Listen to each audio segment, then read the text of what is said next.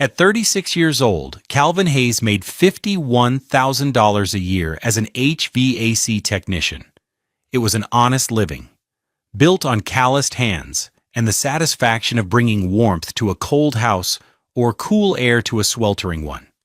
He drove a 10-year-old Ford Transit van with 147,000 miles on it, its sides scuffed but its engine meticulously maintained. He believed in taking care of things. His tools, his van, his family. He thought he had been doing a good job. He was wrong. The day after he buried his father, Calvin stood in the living room of the cramped two-bedroom apartment he shared with his wife, Charisse. The air was thick with the scent of wilting funeral lilies and the unspoken things that had been festering for years. Rain tapped against the window pane, a soft, mournful rhythm that matched the ache in his chest. His father, James, was gone. The man who had taught him how to hold a wrench, how to read a wiring diagram, and how to be a decent human being was now just a memory and a plot of earth in a North Philadelphia cemetery. Charisse stood by the door, her arms crossed. She was wearing a pair of $250 Lululemon leggings and a crisp white blouse, already shed of her black mourning dress from the day before. Her long, elegant braids were pulled back into a severe ponytail. She wasn't looking at him, but at a point just over his shoulder. "You need to leave, Calvin," she said. Her voice was flat, devoid of the sympathy he had clung to like a life raft for the past week. Calvin blinked. The words didn't register at first. They were just sounds, disconnected from meaning. "Leave? What are you talking about? Where would I go?" "I don't know. Your father's house, I guess," she said with a shrug. "It's empty now. You need to pack your things. I want you out by the end of the weekend." From the small kitchen, her mother, Odette, emerged. She held a steaming mug in her hands, a smug, satisfied look on her face. Odette had been a constant, oppressive presence for the past 5 years, ever since she'd moved into their spare room after her own husband passed. She never paid rent, but she offered a steady stream of criticism that she passed off as maternal advice. "Finally," Odette said, her voice a low, triumphant hum. She took a delicate sip from her $45 Ember mug, a gift from Charisse. "Finally, my daughter can live right." The word "finally" struck Calvin with the force of a physical blow. It wasn't a spontaneous comment. It was the uncorking of a long-held desire. He looked from his mother-in-law's gloating face to his wife's cold, impassive one. The devastating truth of his situation began to settle over him, heavy and suffocating. His father was gone. His wife was kicking him out. His home was no longer his.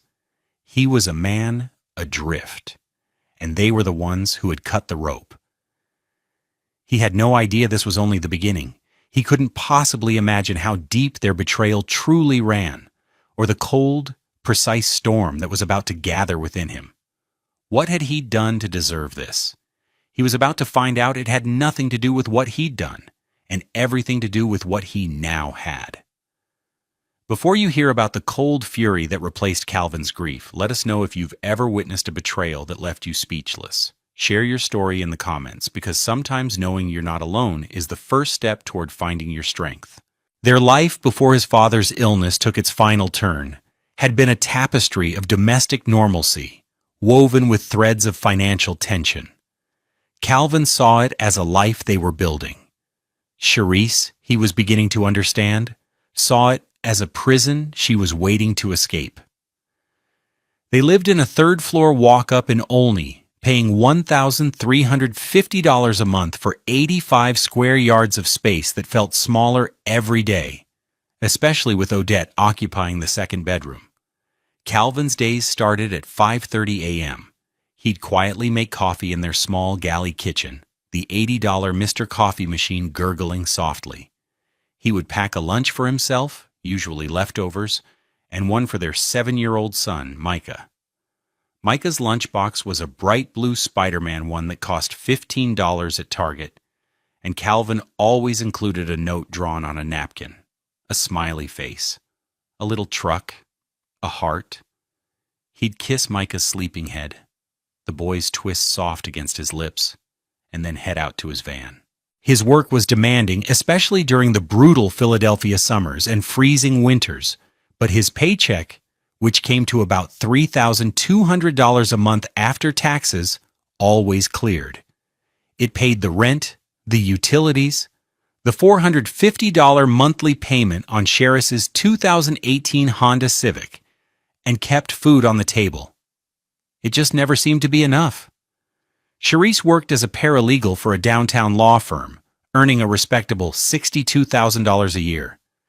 Yet her salary seemed to vanish into a mist of small luxuries and unspoken wants. There was always a new serum from Sephora for $90, a subscription box for $60 a month, or takeout from expensive restaurants that cost $100 a meal because she was too tired to cook. "Did you see the new construction in Chestnut Hill?" she asked one evening, scrolling through Zillow on her $1,200 iPhone. Calvin was on the floor, tightening a loose leg on their second-hand IKEA coffee table, a piece they had bought for $50 on Facebook Marketplace. "Can't say I have," Calvin said, focused on the task. "This one is gorgeous," she said, turning the phone toward him.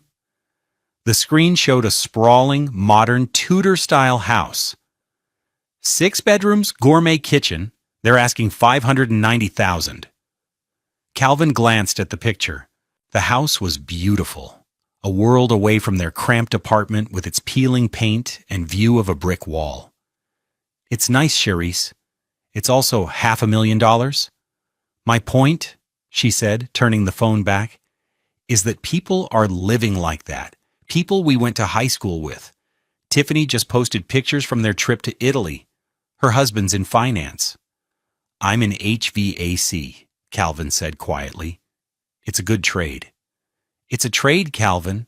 It's not a career," Odette chimed in from her armchair, not looking up from her crossword puzzle. "My Cherise has a career. She has potential. She shouldn't be held back by a man who's content to play with furnaces." Calvin felt the familiar sting of her words. He finished tightening the screw and stood up, wiping his hands on his $30 work pants. "The furnace paid for that phone in your hand, Cherise, and it keeps this apartment warm, Odette." Cherise sighed, a dramatic, put-upon sound. "Don't be so defensive. All I'm saying is, I want more for us. For Micah. Don't you?" "Of course I do," he said. But his more and her more were different things. His more was a small house with a yard for Micah to play in. Maybe in a neighborhood like Mount Airy. A house he could afford, one he could fix up himself. Her more was a gleaming status symbol in Chestnut Hill, a life funded by a level of wealth he couldn't provide. The disparity showed up in small, constant ways. For their anniversary, he had saved up for months to buy her a $400 gold necklace with Micah's initial on it. She wore it for a day. Then it disappeared into her jewelry box. A week later, she came home with a $900 Tory Burch bag she'd bought herself. "It was on sale," she'd said, avoiding his eyes. "I deserved a little treat." His father, James, saw it all. During his Sunday visits, he would sit at their small dining table, his presence a quiet, steady anchor in the turbulent household. He'd watch Odette's thinly veiled insults and Cherise's discontented sighs. James lived in the same Germantown row home he'd bought for $20,000 in 1985. The house was modest, but it was paid for. On the ground floor was the 2-chair barber shop he had run for 40 years. A neighborhood institution. "She's got expensive tastes, son," James had said to him once, out on the sidewalk after a tense Sunday dinner. "She works hard," Calvin had defended, a reflex. James had just nodded, his gaze knowing. "There's working hard, and there's wanting what you haven't earned. Don't you ever forget the difference." Calvin didn't know then that his father was giving him more than just advice. He was giving him a warning, a warning that would soon become the cornerstone of his survival. The cruelty began the moment his father's doctor delivered the final, grim prognosis. James had 2 months, maybe 3. The lung cancer, a ghost from his youth, had returned with a vengeance. That very night, as Calvin sat stunned and hollowed out by grief, Cheris's focus was sharp and practical. "We need to talk about the house," she said. They were in their bedroom. Calvin was staring at the wall, the doctor's words echoing in his head. "What house?" he asked, his voice thick. "Your father's house, Calvin," she said, her tone edged with impatience. "He doesn't have a will, does he? You're his only child. That house will pass to you. And since we're married, it passes to me, too." He was disgusted by her timing, by the predatory gleam in her eye. "Can we not do this right now? My father is dying." "This is exactly when we need to do this," she insisted. "We have to be smart. That property in Germantown is probably worth $180,000, maybe more. It's our ticket out of this apartment. It's Micah's future." In the weeks that followed, as Calvin spent every spare moment at his father's bedside, Cheris's and Odette's conversations became a low, conspiratorial murmur in the background of his life. He'd come home late, exhausted from watching his father fade, and find them at the kitchen table, poring over papers. "The probate process can take forever," he overheard Odette saying one night. "And the taxes, they'll eat you alive if you're not careful." "I'm looking into it, Mama," Cherise had whispered back, quickly shuffling the documents into a folder as he entered the room. "Don't worry, I've got it handled." Calvin was too consumed by his impending loss to question her. He assumed she was trying to be helpful in her own pragmatic, unsentimental way. He had no idea he was witnessing the blueprint of his own betrayal. The day his father passed away, Calvin held his hand until it grew cold. He called Cherise, his voice breaking. "He's gone." "Oh, honey, I'm so sorry," she said, but her voice was distant, distracted. I'll start making some calls for the arrangements." For the next 4 days, Calvin moved through a fog. He met with the funeral director at the $15,000 service he was paying for with his father's small life insurance policy. He wrote the obituary. He picked out a simple pine casket that cost $2,000. He called relatives and his father's old friends. Through it all, Cherise was a blur of efficiency. She handled paperwork, fielded phone calls, and coordinated with the church. He was grateful, thinking she was shouldering the logistical burden so he could grieve. The day he was at the funeral home finalizing the details of the burial, a task that took 3 agonizing hours, Cherise was not with him. She had said she had a critical deadline at work. He later found out from a time-stamped receipt in her car that she had met her mother for lunch at a $150 a plate restaurant downtown. What he wouldn't know until later was what she did after lunch. At the funeral, Cherise stood beside him, a perfect picture of a grieving daughter-in-law. She held his arm, her head resting on his shoulder. Odette was on his other side, dabbing at dry eyes with a tissue. But Calvin felt a profound sense of isolation. Their comfort felt like a performance. His son, Micah, was the only source of genuine warmth. Kept safely with a cousin during the funeral itself, Micah had given him a drawing before he left. It was a picture of a little row house with a red and white striped barber pole out front. 2 figures stood in the doorway. One was small, with twists sticking up, and the other was taller. "That's Grandpa's house," Micah had explained, his small finger pointing. "And that's you, Daddy, your home." Calvin had folded the drawing carefully and put it in his jacket pocket, his heart aching. Micah saw the house as a home, a place of belonging for his father. Cherise and Odette saw it as an asset to be liquidated. The day after the burial, the performance ended. That was when Cherise stood in their living room and told him to leave. This is my home, he stammered, the shock of it making him feel stupid.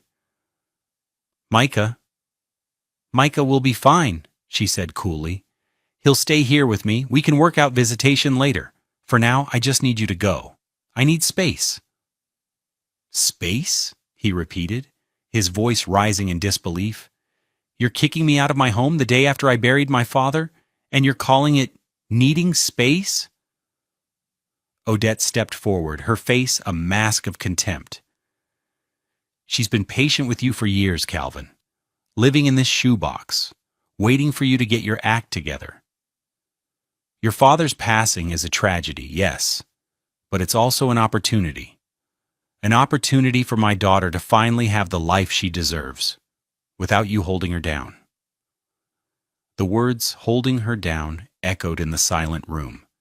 He looked at Charisse, searching for any flicker of the woman he had married, the woman who had once laughed at his jokes and held his hand in the movies. He found nothing. Her face was a stranger's, her eyes hard and empty. Get your things, she repeated, her voice like ice. I'll have Micah stay with a friend this weekend so we don't have to do this in front of him. The mention of his son, used as a tool to manage her own convenience, was the final, devastating blow. He felt the grief for his father curdle into something else. A cold, hard knot of rage began to form in the pit of his stomach. He didn't yell. He didn't plead. He simply turned, walked to the bedroom, and pulled a duffel bag from the top of the closet. He packed a few changes of clothes, his work uniforms, and his toiletries. As he zipped the bag, his hand brushed against the pocket of the suit jacket he'd worn to the funeral.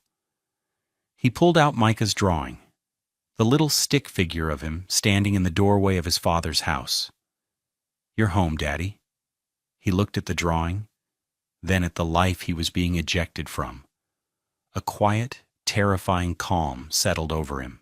He walked out of the bedroom, past Charisse and Odette, and didn't say a word. He closed the apartment door softly behind him, the click of the latch sounding like the final closing of a chapter. He had no idea that the next chapter was a war he was about to unknowingly win.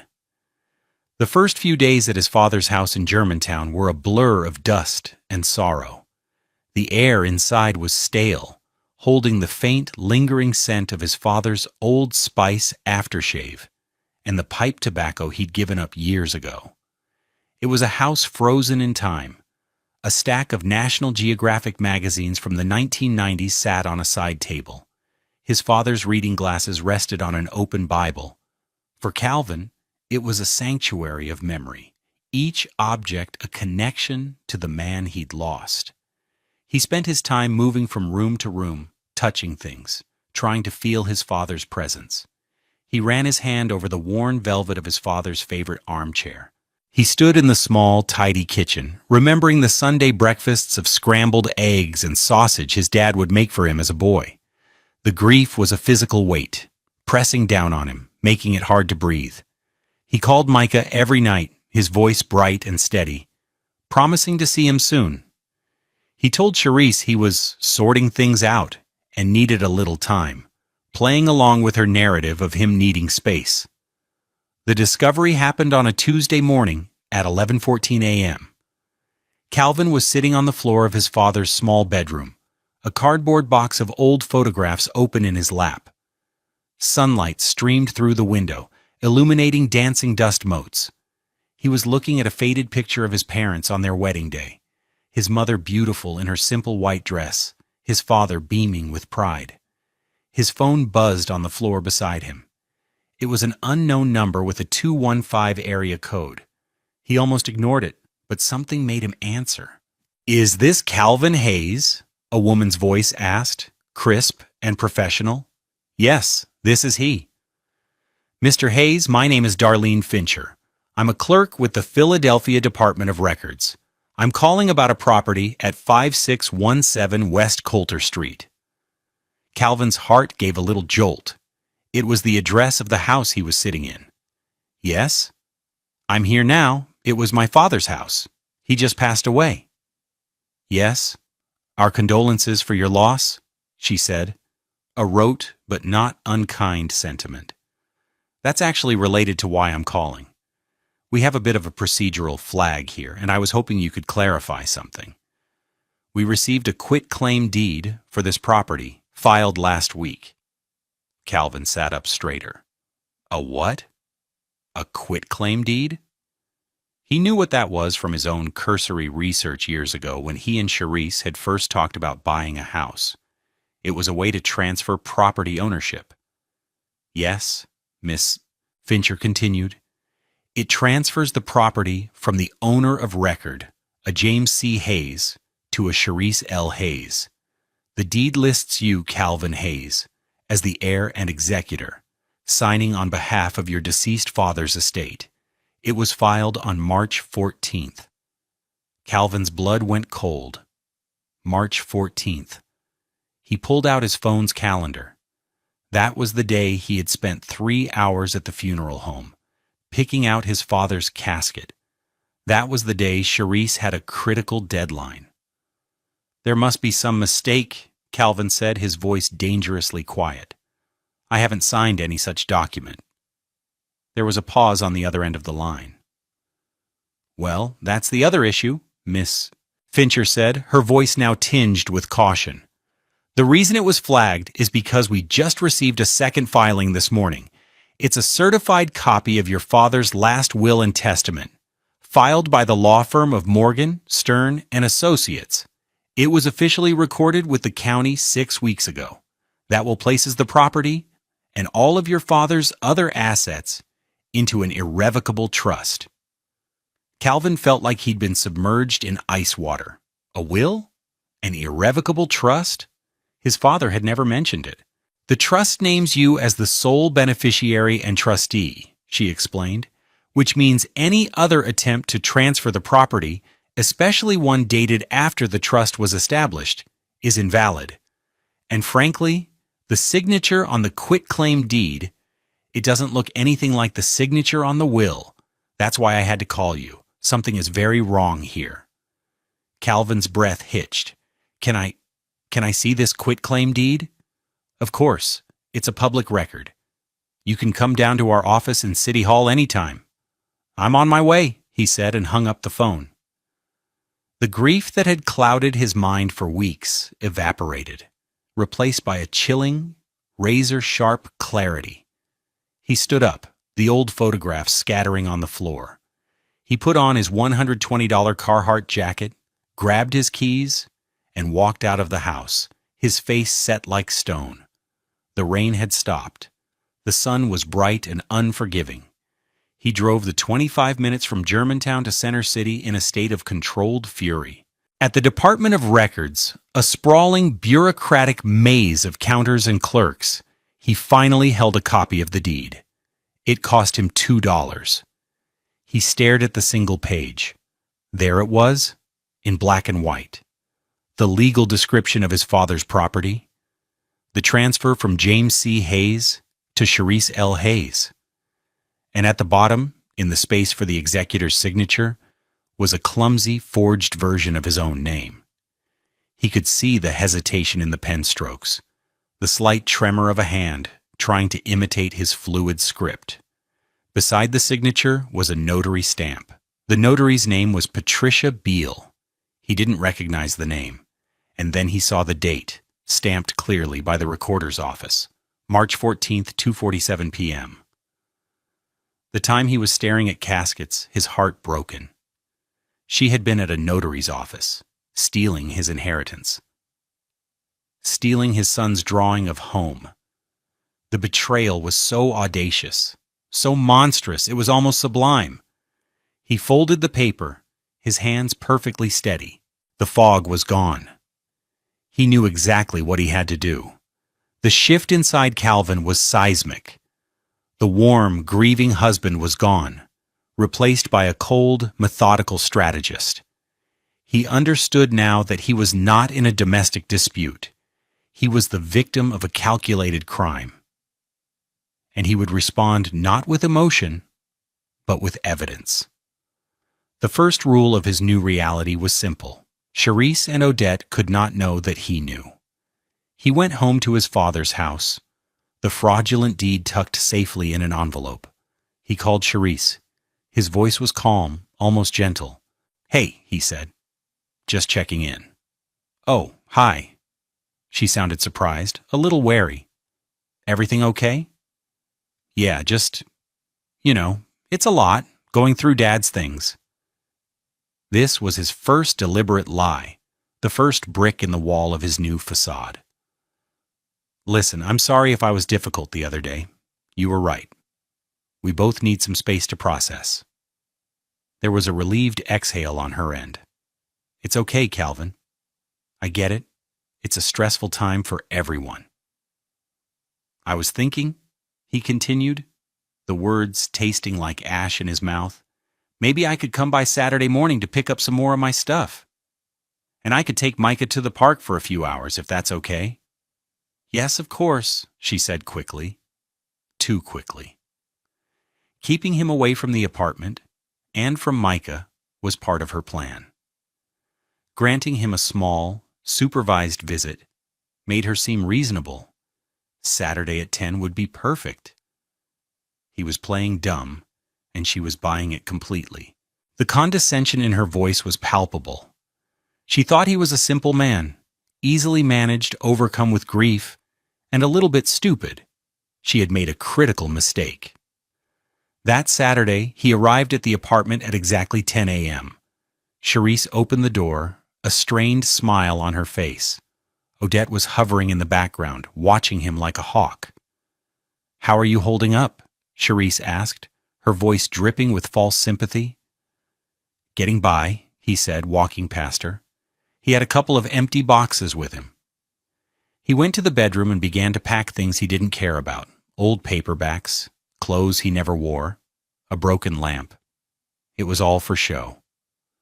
"So, have you thought about what you're going to do with the house?" Charisse asked, leaning against the doorframe, trying to sound casual. This was it, the question he'd been waiting for. "I don't know," he said with a sigh, folding a worn-out sweatshirt.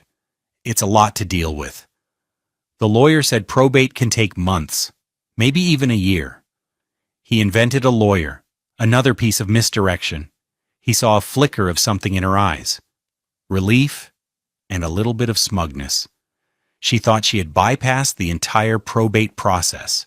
She thought the house was already hers. "Well, don't rush into anything," she said. "Just focus on getting your head straight. We can figure out the big stuff later." "Yeah, later," he agreed.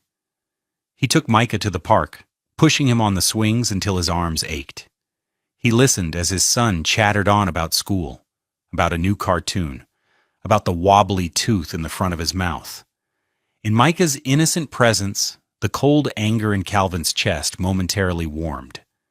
This was who he was fighting for. Not for a house, not for money, but for the simple, pure love of his child. A love his wife and mother-in-law had tried to leverage and discard. Later that week, he staged another scene. He called Charisse in a feigned panic. "I can't find Dad's old life insurance policy," he said, his voice laced with manufactured anxiety. "I know he had one, for the funeral expenses. I've looked everywhere." "Oh," she said, "don't worry about that. I found it last month when I was helping him organize his papers. I handled it. The funeral is all paid for." "You did?" he asked, injecting a note of pathetic gratitude. "Wow." "Charisse, thank you. I don't know what I would have done." "It's fine, Calvin," she said, her voice patronizing. "Someone had to be the adult." He hung up the phone, his hand clenched into a fist. She had found the policy. She had handled it. She had positioned herself as the responsible one, the executor in practice. All while she was forging his name and stealing his birthright. Every lie she told him, every act of condescension he recorded. He made notes after every call, dating and timing each conversation. He was no longer a husband. He was an investigator building a case against his own wife. The final act of his playing dumb phase was the most difficult. A week later, Charisse called him. "So, my mother and I were talking," she began, "and since you're staying at the Germantown house anyway, we were thinking it makes sense for you to start clearing it out." "Clearing it out?" "You know, packing up your father's things. The furniture, the clothes. A lot of it is just junk we can call one of those 1-800-GOT-JUNK places. We need to get it ready to sell." The audacity of the "we" was breathtaking. Calvin took a deep breath. "Sell?" he asked, his voice a perfect imitation of a broken, confused man. "Charisse, I can't think about that right now. That's my father's home. And it's a valuable asset we can't afford to just sit on," she snapped, her patience finally breaking. "This is what I'm talking about, Calvin. You're too emotional. This is a financial decision. That house is our best chance to finally get a down payment for a real home in a place like Chestnut Hill. It's what your father would have wanted, for Micah to have a better life." He let the silence hang in the air for a long moment. He wanted to scream. He wanted to tell her he knew about the deed, about the forgery, about the notary. He wanted to tell her that his father had seen right through her and had protected him from beyond the grave. Instead, he said, "You're right. I'm sorry. I'm not thinking straight. I'll start packing things up." "Good," she said, her voice softening again, back in control. "That's all I'm asking." He hung up the phone. The performance was over.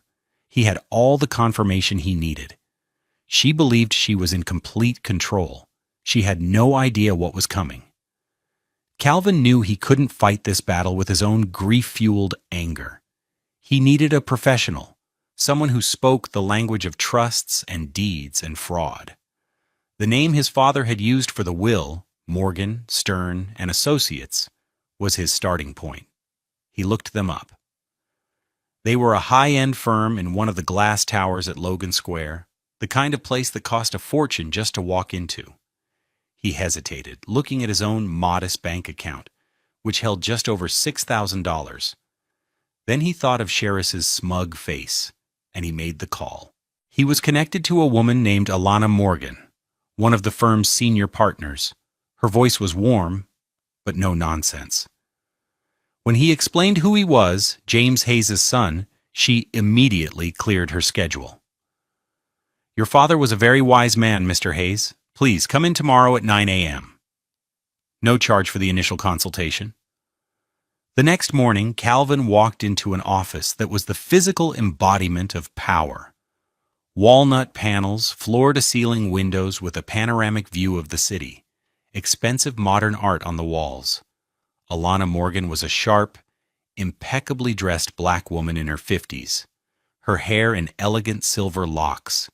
She wore an $8,700 Armani suit and exuded an aura of calm, unshakable competence.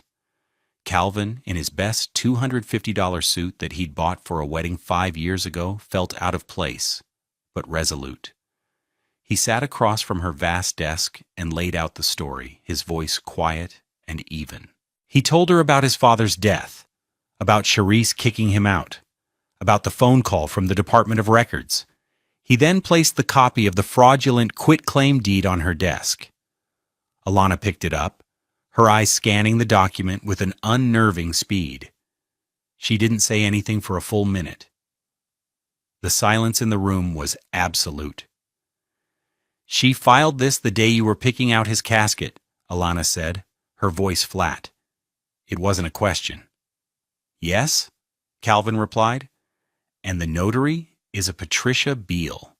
She typed the name into her computer. Independent notary. Operates out of a small office in South Philly.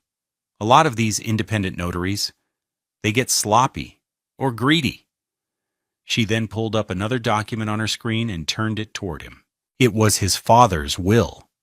"Mr. Hayes, Calvin, your father came to see me 2 months before he passed. He was worried. He told me his daughter-in-law was circling like a vulture. His words, He said he was concerned she would try to pressure you or manipulate you regarding his property after he was gone. Calvin stared at the screen, a lump forming in his throat. His father had known. He had seen this coming and had taken steps to protect him.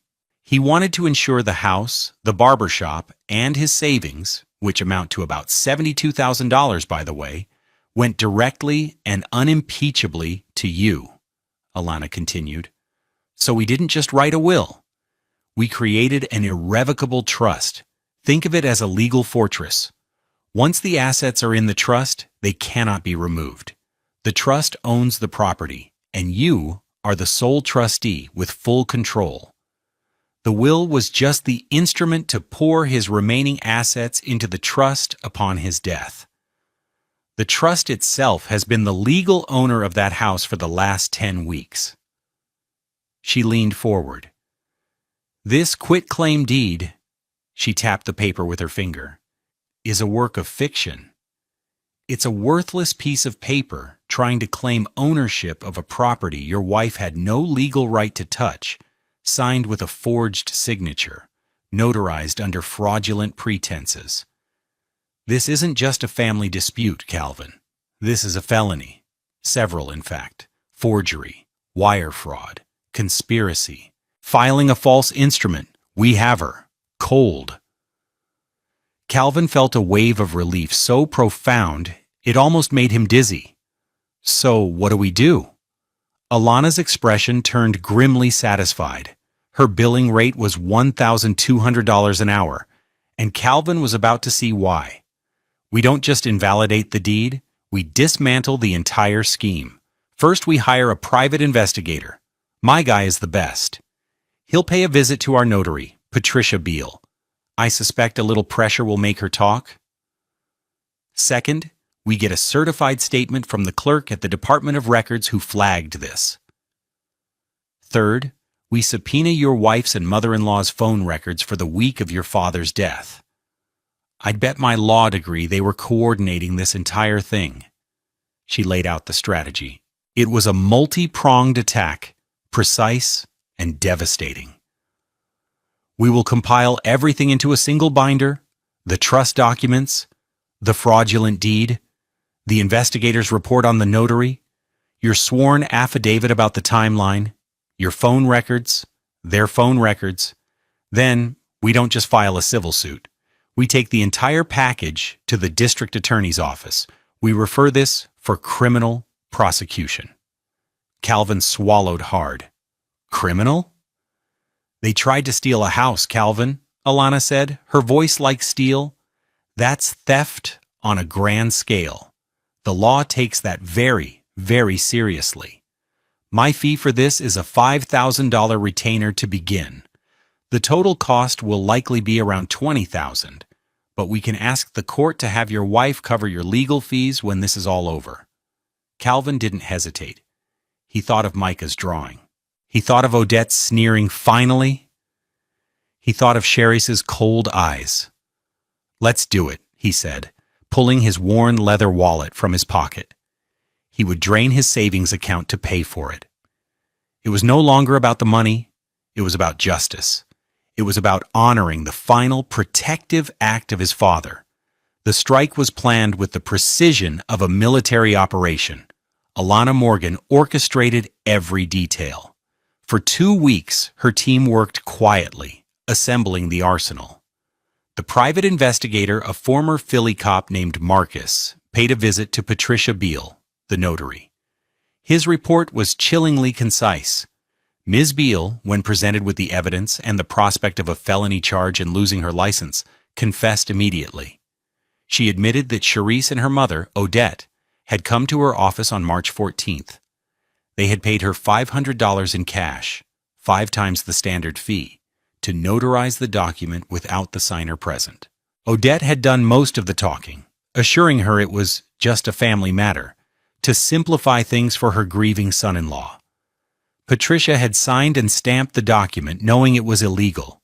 Her sworn, videotaped confession became Exhibit A in their binder. The binder itself was a masterpiece of legal warfare. It was 4 inches thick, meticulously organized with colored tabs. It contained the irrevocable trust, the fraudulent deed, Patricia Beale's confession, a statement from Darlene Fincher at the records department, Calvin's detailed timeline of his father's last days, cross-referenced with his own phone location data, and the subpoenaed phone records. The records showed a flurry of calls and texts between Charisse, Odette, and Patricia Beale on the day the deed was filed. It was an open and shut case. The strike was set for a Thursday morning at 10:30 a.m. Alana had coordinated 3 actions to happen simultaneously. Action 1. A process server, a large, impassive man named Gus, was dispatched to the downtown law firm where Charisse worked as a paralegal. He was instructed to serve her personally, in the office, with 2 documents, a civil complaint to quiet title and formally nullify the fraudulent deed, and Calvin's petition for divorce, citing financial fraud as grounds. Action 2. At the exact same moment, Marcus, the private investigator, would hand-deliver a copy of the entire evidence binder to the Economic Crimes Unit of the Philadelphia District Attorney's Office, along with a formal criminal complaint. Action 3. A certified letter from Alana's office would arrive at Calvin's old apartment, addressed to Odette. The letter would inform her that she was named as a co-conspirator in the criminal complaint, and that she should retain legal counsel immediately. Calvin spent that morning at his father's house, not in the dusty rooms upstairs, but in the old barber shop on the ground floor. He ran his hand over the cracked leather of one of the 2 antique barber chairs. He could almost hear the hum of the clippers, the sound of his father's laughter. He was not nervous. He was strangely, profoundly calm. He was simply a force of consequence. At 10:32 a.m., his phone rang. It was Alana. "Gus just served her," she said. "He said she went completely white." The scene, as Gus later described it to Alana, was pure corporate drama. Charisse was at her cubicle, surrounded by her colleagues. Gus walked up and said her name. "Charisse Hayes?" "Yes," she had answered, looking up, annoyed at the interruption. "You've been served," he said, placing the 2 thick envelopes on her desk. The words echoed in the suddenly silent office. Her co-workers stared. Her boss came out of his office. Charisse looked at the envelopes, her name and the firm of Morgan, Stern, and Associates printed on them. Her hands trembled as she picked up the divorce petition. Her eyes scanned the first page, the legal language stark and brutal. On the grounds of felonious financial fraud, conspiracy, and forgery. Her face, Gus had reported, crumpled. The mask of cool competence she wore at work dissolved into raw panic. She grabbed her $1,200 iPhone and practically ran to the women's restroom. Calvin could picture it perfectly. He could imagine her frantic thumbs as she tried to call her mother. Odette, at that moment, was likely staring at her own letter. The certified mail signature required would have been its own small ceremony of dread. She would be reading the words co-conspirator, felony charges, potential prison sentence. The life she had imagined for her daughter, the $590,000 house in Chestnut Hill funded by a stolen inheritance, was turning to smoke before her eyes. The first voicemail from Charisse hit Calvin's phone at 10:38 a.m. Her voice was a high-pitched, panicked whisper. "Calvin, what is this? What have you done? My boss is looking at me. Everyone is staring. A divorce? Financial fraud? Call me back right now. This is a mistake." He didn't answer. He just listened, his expression unreadable. The second voicemail came at 10:45 a.m., this time from Odette. Her voice was no longer smug and condescending. It was shrill, laced with fury. "Calvin Hayes, you listen to me. You call off your dogs right now. What is this letter? Conspiracy?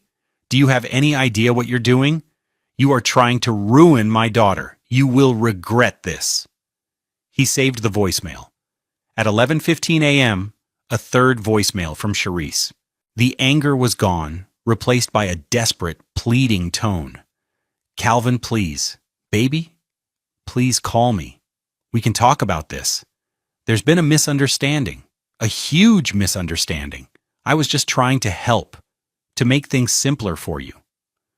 You were so overwhelmed with grief, I was just trying to take care of things. Please, you have to believe me." He listened to the lie, so bald-faced and pathetic, and felt nothing but a cold, empty space where his love for her used to be. She was still trying to manipulate him, still casting him as the fragile, emotional man who needed her to be the adult. The fourth voicemail at 11:30 a.m. was Charisse again. She was crying now. Hysterical sobs punctuated her words. They're calling me into HR. My boss, he saw the papers. He said I have to talk to them. Calvin, this is my job, my career. You can't do this to me. What about Micah? Have you thought about Micah?" The mention of his son, her last-ditch effort at emotional blackmail, was the final confirmation. He deleted the voicemail without saving it. The strike was a success. The foundation of their deceit had been shattered. Now, all he had to do was stand back and watch it all fall down. The consequences cascaded with brutal, systematic efficiency. Alana Morgan had not just built a case. She had triggered an avalanche. For Charisse and Odette, there was no escape, only the crushing weight of their own choices. The first consequence was swift and professional. At 1 p.m. on the day she was served, Charisse was fired from her job. Her firm, a prestigious downtown law practice, could not tolerate a paralegal accused of felony forgery and real estate fraud. The charge struck at the very heart of her professional credibility. She was escorted from the building with her belongings in a cardboard box, losing her $62,000 a year salary, her health insurance, and any hope of a positive reference. Her career in the legal field was over before it had truly begun. The second consequence was criminal. The Philadelphia District Attorney's Office, presented with Alana's ironclad binder, formally opened an investigation within 48 hours. A detective from the Economic Crimes Unit contacted Charisse and Odette, informing them that they were persons of interest in a felony investigation. The casual cruelty they had shown Calvin was now replaced by the cold, impersonal machinery of the justice system. They were forced to hire a criminal defense attorney, a man who charged them a $15,000 retainer up front, money they had to borrow from Odette's dwindling savings. The third consequence fell upon the notary, Patricia Beal. The State Notary Commission, alerted by the DA's office, summarily revoked her license. She was also charged with a misdemeanor for her role, but agreed to testify against Charisse and Odette in exchange for probation. Her small business and the reputation she had spent years building were destroyed for a $500 cash payment. The fourth consequence was social. Odette had cultivated an image as a pious, respected elder at her church in West Oak Lane. The news of her involvement in a criminal scheme to defraud her own son-in-law, especially so soon after his father's death, spread like wildfire through the congregation. The whispers followed her down the aisles. The friends who used to invite her for Sunday dinner suddenly stopped calling. The pastor requested a private meeting, expressing his deep disappointment. Her social standing, the bedrock of her identity, crumbled into shame and isolation. The fifth consequence was financial, and it was devastating. The divorce proceedings were a formality. The judge, a stern woman who had reviewed the evidence from the criminal case, was openly contemptuous of Charisse's actions. In the settlement, Calvin was awarded full and sole ownership of all assets contained within his father's irrevocable trust, a fact that was already legally secure but was now affirmed by the court. Due to the egregious nature of the financial fraud, the judge awarded Calvin primary physical custody of Micah. Charisse was granted supervised visitation twice a month. Furthermore, the judge ordered Charisse to reimburse Calvin for his entire legal bill, which came to $22,450. She was also ordered to pay child support based on her previous salary, a ruling that left her gasping in the courtroom. Calvin watched it all unfold from a distance, his face a mask of neutrality. He never attended a hearing he wasn't required to. He communicated only through Alana. The stream of voicemails continued for a time, ranging from rage to tearful pleading to bitter accusations. But he never listened to them. He simply forwarded them to Alana's office to be logged as evidence of harassment. The final quiet consequence was the loss of the apartment. Unable to afford the $1,350 monthly rent on her own, and with no job prospects, Charisse and Odette were evicted 2 months later. Calvin had arranged through his lawyer for them to have access to the apartment to remove their belongings. He didn't go himself.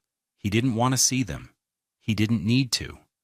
The consequences were not his revenge. They were the invoice for their own greed, delivered by a world that for once balanced its books. He was free. And in the quiet of his father's house, with his son safe beside him, he could finally begin to build a new life, not on a foundation of lies, but on the solid ground of his own integrity. 1 year later, the scent of bay rum and fresh lavender filled the air at 5617 West Coulter Street. The rain of the past had given way to a warm, persistent sunlight that streamed through the large, clean front window of the newly reopened barber shop. Calvin had spent the last 9 months painstakingly restoring it, not just as a business, but as a memorial. He had kept his job as an HVAC technician, working his regular hours, but his evenings and weekends were devoted to this space. He had stripped the old linoleum flooring himself, revealing the original hardwood underneath, which he sanded and polished until it glowed. He had the 2 antique barber chairs, manufactured in the 1950s, reupholstered in a deep crimson leather at a cost of $1,800. He painted the walls a warm cream color and hung old, black and white photos of the neighborhood and of his father in his prime, a proud young black man with a set of clippers in his hand. The barber shop, which he named James & Son, was only open on Saturdays for now. He had hired one other barber, an older man named George, who had been a friend of his father's. Calvin himself had taken classes and gotten his barbering license. He found a surprising peace in the simple, focused work, the steady hum of the clippers, the precise line of a fade, the easy conversation with the men who sat in his chair. This Saturday was bright and busy. The shop was full of life. Men from the neighborhood, old and young, filled the chairs, their voices a low, comfortable hum of sports talk and local news. Calvin, wearing a crisp white barber's coat, was finishing a cut on a young boy. His deep brown skin was luminous in the afternoon light. In the corner, 7-year-old Micah was diligently sweeping, with a small broom and dustpan Calvin had bought him for $10. His twists, now a little longer, bounced as he moved. He took his job very seriously, carefully brushing the small clippings of hair into a neat pile. He was home. On the wall behind the counter, next to the cash register, was a simple black frame. Inside it was a child's drawing on a piece of folded paper. It was the picture Micah had drawn for him, the little row house with the barber pole, and the 2 figures standing in the doorway. It was a daily reminder of what was real, of what he had fought for. It was his most valuable possession. He finished the boy's haircut, spinning the chair around to face the mirror. "There you go, little man, looking sharp." The boy's mother smiled, handing Calvin a $20 bill. "Thank you, Calvin. It looks wonderful. Your father would be so proud." "Thank you, Miss Eleanor," Calvin said, his voice warm. He felt a familiar pang of love for the man who had given him all of this, not just the building, but the legacy of community and honest work. After the last customer left and they had cleaned the shop, Calvin sat in one of the barber chairs, and Micah climbed into his lap. The sun was beginning to set, casting long golden rays through the window. "Did I do a good job sweeping, Daddy?" Micah asked, his voice full of a child's unfiltered honesty. "You did the best job," Calvin said, hugging him tight. "You're my #1 guy." He looked around the quiet shop, at the legacy he was rebuilding piece by piece. He thought of Charisse and Odette. He had heard through the grapevine that they were living in a small apartment in a different state, struggling to make ends meet. He felt no anger, no satisfaction. He felt nothing at all. He had forgiven them, not for their sake, but for his own. Holding on to that bitterness would have been like letting them live rent-free in his soul, and his soul was no longer for rent. He realized now that true wealth had nothing to do with a $590,000 house in Chestnut Hill or a $900 handbag. It wasn't an asset you could acquire through trickery or deceit. True wealth was the feeling of his son's small body relaxed against his chest. It was the respect of his community. It was the quiet pride of continuing his father's work, of creating a space where people felt welcome and cared for. It was the freedom to be a good man on his own terms. We build our lives brick by brick with choices and actions.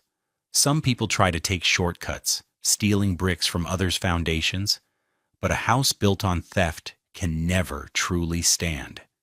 In the end, the only thing that endures is what you build with your own 2 hands, with honesty and love. What do you believe is the foundation of a truly wealthy life? Let's talk about what really matters in the comments below. And if you found strength in Calvin's story, please subscribe to Love Beyond Pride for more stories of justice, legacy, resilience, and the quiet triumph of character.